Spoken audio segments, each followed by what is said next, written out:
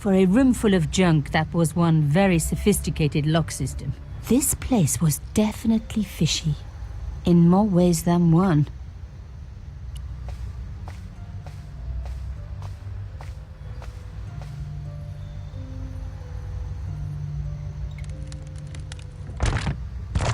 Oops. An old shell case. I wondered what that was doing there.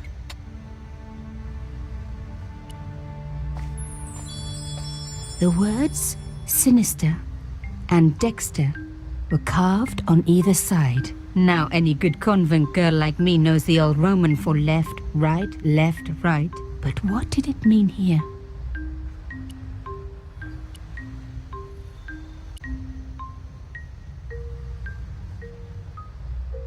Mystery solved. Carchon's stone cylinder slotted into the hole with a satisfying click. A satisfying click told me I turned it to the right position. It felt like tumblers in a safe.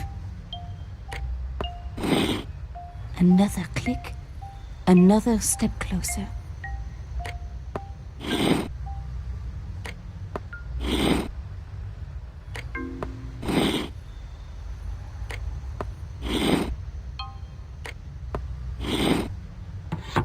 I love the sound of locks clicking open.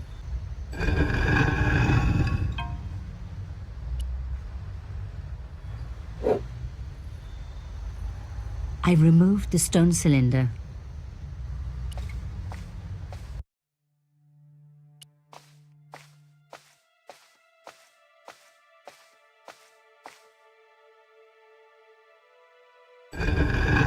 Oh my God! The slab came down with a hell of a force. With nothing to hold it up, the cross dropped back down again. If I was going to get a closer look at the panel, I'd have to find a way of keeping the cross up.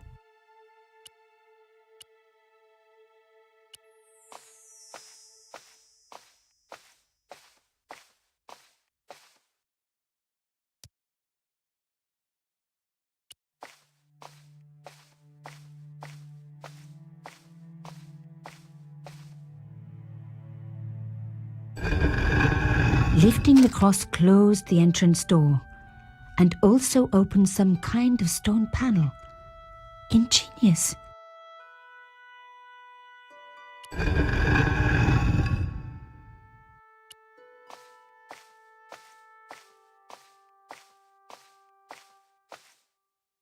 The stone slab had flattened one end of the shell case.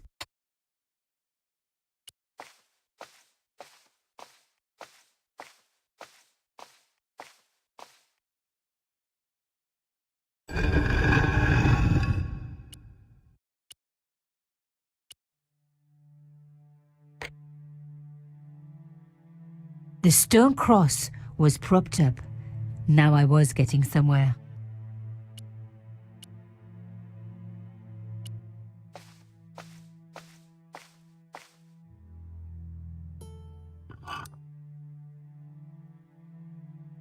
The artifact slotted into the hole perfectly. Behind the old walls, I could hear some kind of mechanism groaning into life, but whatever had been triggered had now jammed.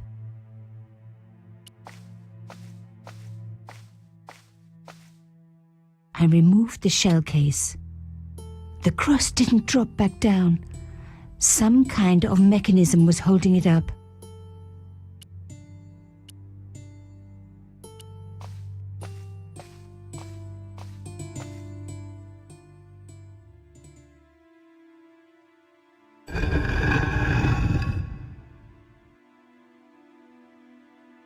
Another good use for a shell case.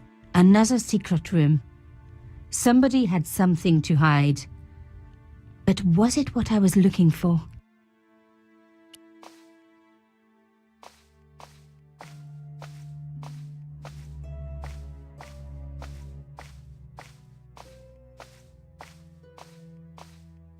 Wow! Through the darkness, I could see that this was a stateroom. But for what purpose? And how did it tie in with Carchon?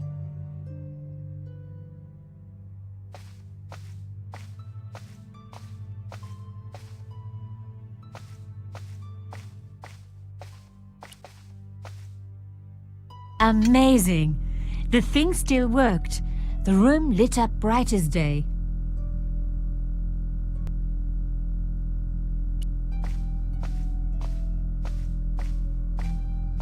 That wasn't going to help. A door like that always has something important behind it. I had to find a way to unlock it.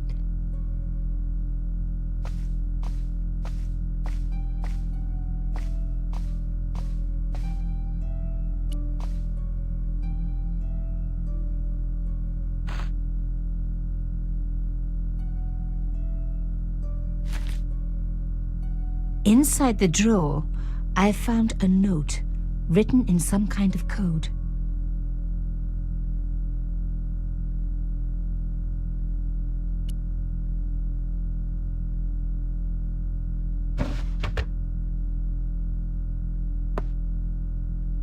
Damn, don't you just hate it when that happens?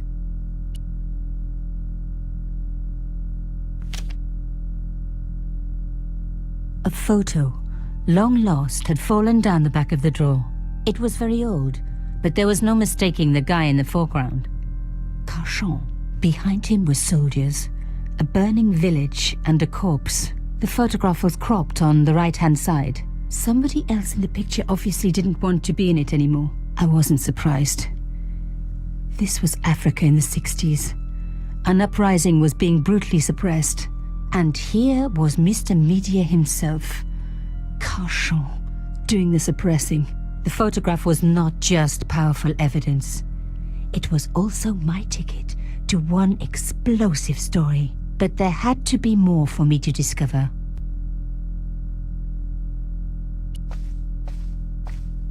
It was pretty clear from the lack of dust that someone had been working very recently at this desk.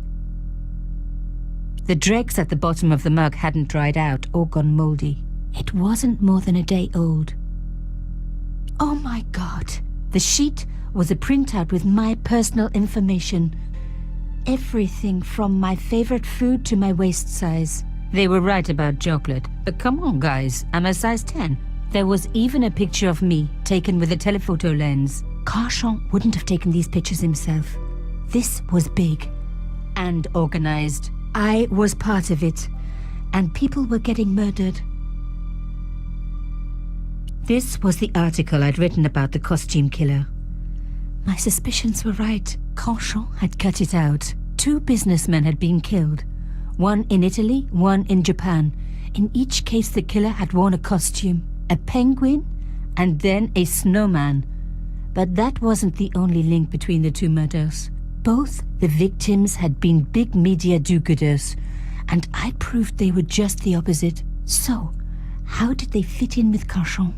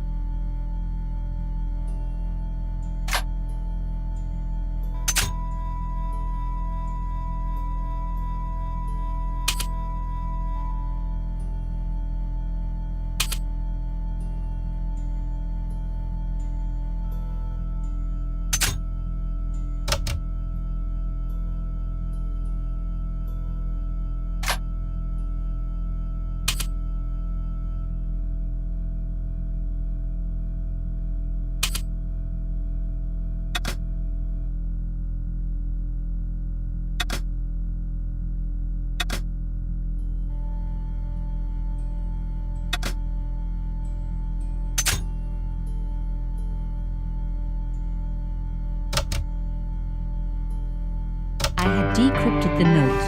It read, Pierre, full report to follow. But this is too urgent to wait. Arno and Yamada both dead. This is not a coincidence. Indeed, it seems that all of us who came together in July are in danger. Take great care. X.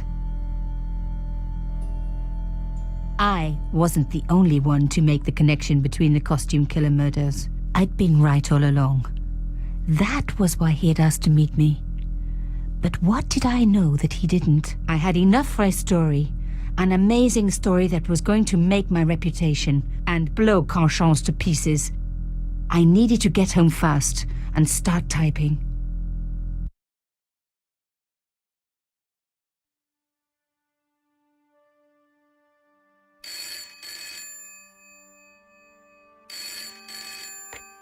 Bonsoir, Collard. Nico, it's Ronnie. Hey, Ronnie, you cracked open the champagne yet? Are you crazy? What's wrong? Wait a minute. You didn't print it, did you? Of course I didn't print. That's the best piece I've written. The last, as far as I'm concerned. It's important. It's suicidal. You can't destroy a national hero. He deserved it. His corpse isn't even cold. Ronnie, 2 hours ago I told you what I'd found. You loved it. You begged me to write it up immediately. 2 hours is a long time in newspapers, Nico. Someone's got to you, haven't they? Listen up, Nicole, and listen good. Pierre Carchon had a lot of friends. Powerful friends. For your own sake. Forget what happened. You got it. End of conversation. Good night. This should have been my big break, but I knew there was nowhere else to sell this story. If Ronnie wouldn't print it, nobody would.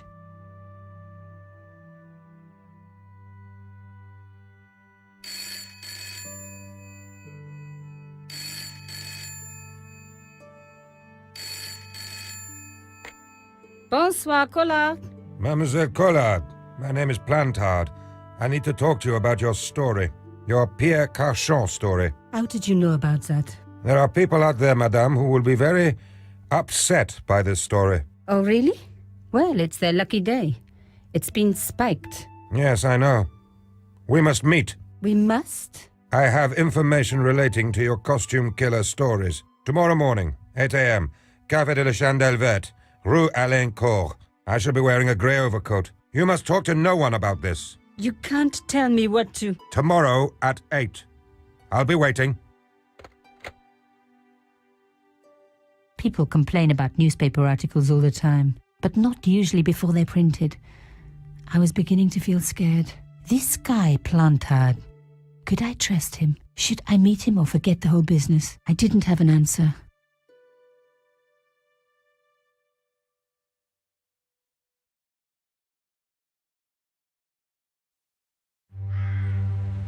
I'd only been in Paris for a week, but already I'd fallen in love with the city. My latest discovery was a little cafe, La Chandelle Verte. I was pretty sure the waitress was taking a shine to me. That old Stobart charm, I guess. Little did I know my reverie was about to be so rudely interrupted.